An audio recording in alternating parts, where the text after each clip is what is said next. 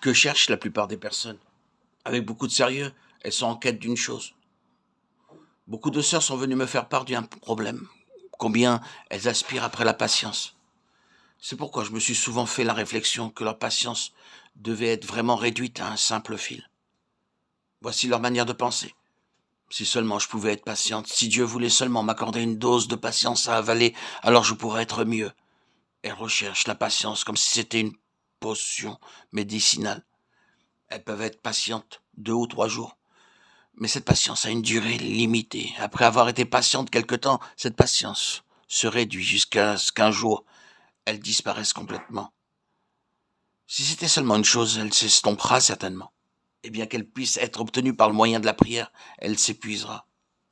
À cause des besoins temporaires de ses enfants et afin de faire face à leur manque de sagesse, Dieu quelquefois entend leurs prières et leur accorde ce qu'ils demandent. Cependant, il ne les exaucera pas dans toutes les occasions, car une telle situation ne doit jamais se perpétuer, puisque dans sa parole il n'y a pas une chose, mais Christ. Christ étant tout en tous.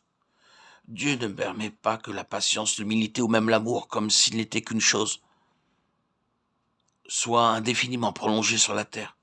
En réalité, Dieu nous fera voir que Christ est la patience, que Christ est l'humilité, ou que Christ est l'amour. C'est Christ, et non un détail particulier que Dieu nous accorde. Le jour où notre relation avec le Seigneur devient vraiment vivante, nous voyons tout naturellement comment tous nos problèmes sont résolus.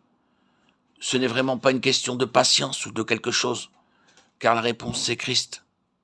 Dès que notre relation avec Christ est pleinement rétablie selon la pensée de Dieu, nos 1001 problèmes sont tous pleinement résolus.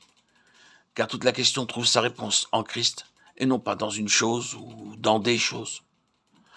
Aux yeux de Dieu, tout est lié, et tout découle de la connaissance de Christ. Que signifie donc connaître Christ? Quelques-uns le connaissent comme leur amour, d'autres encore comme leur humilité.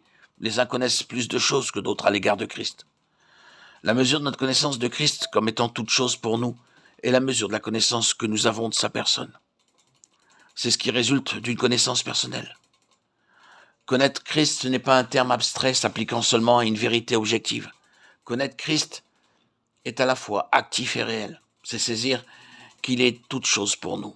Il est nôtre dans ces choses-ci. Il est nôtre dans cette autre chose-là. Quelqu'un pourrait se lever et témoigner qu'il ne savait rien au sujet de la purification, car son cœur, ses pensées et tout le reste étaient souillés. Maintenant, loué soit Dieu, Christ est devenu sa purification, parce que Dieu a fait qu'il soit cela. Aussitôt vous réalisez que ce n'est pas une chose que vous possédez, mais Christ. Puisque Christ demeure en vous, il vous accorde aussi cette chose.